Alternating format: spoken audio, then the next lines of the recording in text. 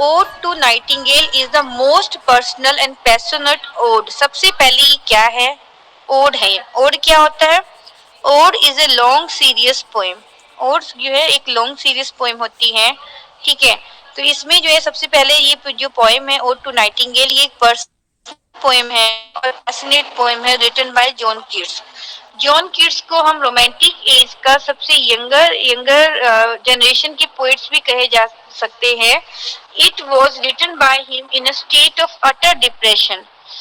इन्होंने, एक मिनट रुक जाइए,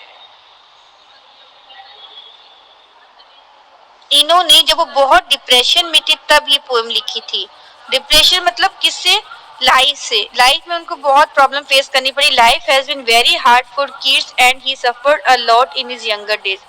लाइफ जो है किड्स के लिए बहुत ही ज्यादा हार्ड थी, मुश्किल थी, और उन्होंने अपने यंगर डेज में बहुत सारी सफरिंग्स को फेस किया था, प्रॉब्लम्स को फेस किया था।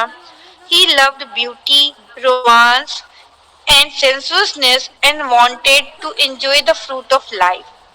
क्योंकि रोमांटिक एज के पोएट थे इसलिए उन्हें ब्यूटी बहुत पसंद थी, romance, sensuousness and wanted to enjoy, और वो लाइफ के हर पल को जीना चाहते थे, उसको एंजॉय करना चाहते थे। लेकिन उनकी लाइफ में इतनी प्रॉब्लम्स थी कि वो उसको एंजॉय नहीं कर पाए और वो परेशान हो गए बिल्कुल। वो but alas he found himself in the middle of fever and fret of life। उन्होंने देखा कि जो है उन्होंने अपने आप को लाइफ की प्रॉब्लम्स में घिरा हुआ पाया। Not able to confront them peacefully and contentedly. वो उनको हैंडल नहीं कर पाए कि आराम से उनको हैंडल करके सेटिस्फाई हो जाए। The poet is sick of his life. वो अपनी लाइफ से बिल्कुल परेशान हो गए थे। And express his great discontentment as under.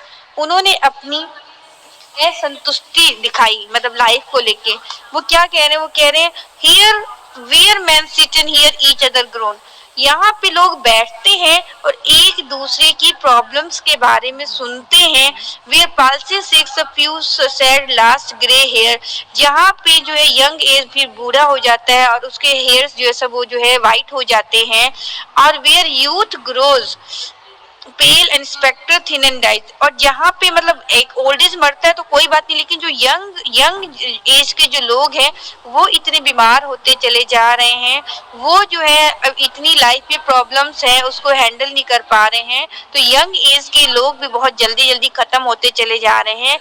Where beauty can not keep her lust eyes. और जहाँ पे हम लोग सुंदरता को देखने के लिए हमारे पास टाइम नहीं है, क्योंकि लाइफ में इतनी उलझने हैं, इतनी प्रॉब्लम्स हैं कि हम उनको सॉल्व नहीं कर पा रहे हैं। और new love find at them beyond tomorrow. आज किसी से प्यार है, वो जो है अगर ब्रेकअप हो जाता है तो हम नया प्यार जो है कहीं और ढूंढने लगते हैं।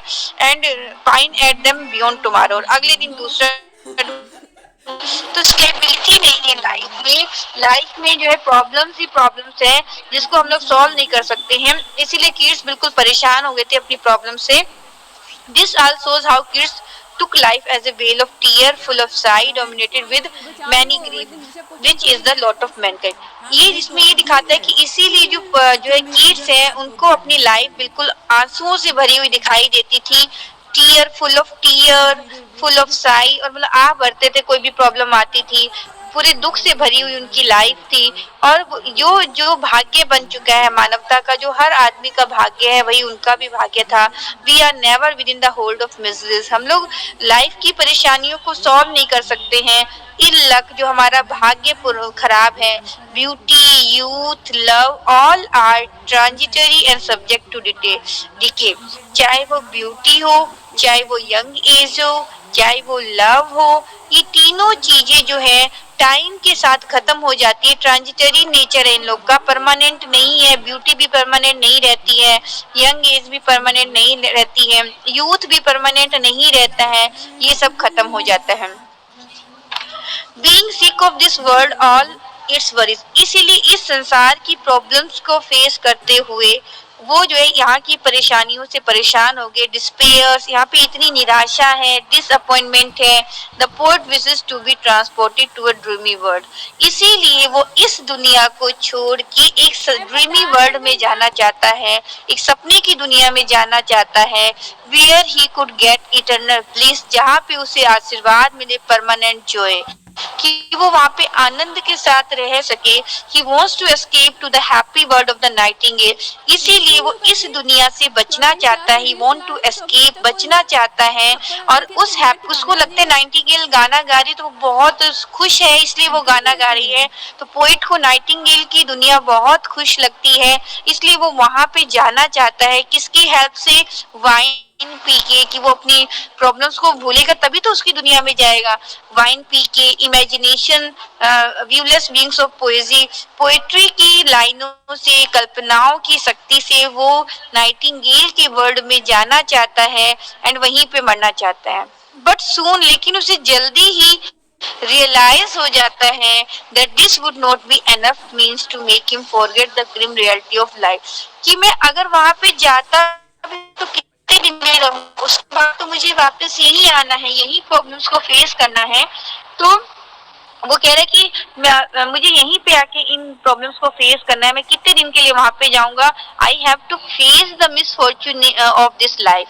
इस जीवन के जितने भी दुर्भाग्य हैं, जितनी भी परेशानियां हैं, जितने भी स्ट्रगल्स है, मुझे फेस करना है। The flight of fancy can not deceive the poet for long. और जो आप कल्पना की शक्ति से कितने दिन तक आप सपनों की दुनिया में रहेंगे? 2 दिन, 4 दिन, 1 महीना, उसके बाद तो यहाँ पे आना ही पड़ेगा। इसलिए वो आपको धोखा नहीं दे सकती है imagination. He comes to know for the forlorn lot of human life. उसे जो है ह्यूमन लाइफ की जो है के बारे में जानना होगा। Forlorn the very word is like a bell to toll me back from thee to my sole self. Forlorn नाम की एक बेल बजती है, उससे मुझे रियलाइज होता है, मैं वापस कॉन्शियसनेस में आ जाता हूँ कि नहीं। पहले तो वो सेंसेस भूल जाते हैं सब वाइन वगैरह पीने के बाद, लेकिन वो फिर आ जाते हैं सेंस में। Keys conclude that we may dream of perfect bliss for the time। हम लोग एक सपने की दुनिया पे परफेक्ट टाइम हो, कि परफेक्ट हमें आशीर्वाद मिले कि हम लोग हमेशा खुश रहे। We have to again to come back to the world. लेकिन ऐसा पॉसिबल नहीं होता कि हम थोड़े दिन के लिए कहीं घूमने जाते हैं, अगर मतलब अरे ब्रेकअप चाहिए 2-4 दिन के लिए कहीं, तो वहाँ पे अपनी लाइफ को भूल जाते हैं। उसके बाद फिर जब आते हैं तो लेकिन फिर वही परमानेंट रूटीन बन जाता है। तो इसका मतलब आप कितने दिन कहाँ से भाग के जाओगे? आपको लौट के तो वहीं पे आना है और वही रियलिटीज को फेस करना है। There we have to face the grim realities of life। We cannot compare the bird as the nature of the two is quite different from each other। और आदमी जो है वो बर्ड की दुनिया में नहीं जा सकता, क्योंकि बर्ड और ह्यूमन नेचर में बहुत डिफरेंस होता है। अब क्या पता जो है वो जो है नाइटिंगेल खुशी के गीत गा रही, कि कैसे गीत गा रही है, वो खुश है कि नहीं खुश है, क्या पता क्या है उसका, तो आप नहीं बता सकते हो। The whole poem is steeped in tear and sorrow। पूरी पोएम जो है दुख से भरी हुई है। It expresses the tragedy। ये मानव की ट्रेजेडी को बताती है, प्रॉब्लम्स को बताती है। And forlorn existence of mankind on this earth। कि आपका एग्जिस्टेंस इस दुनिया में है, आपको उसी के साथ डील करना है, आपको उसी को फेस करना है, ये इस पोएम में बताया गया है।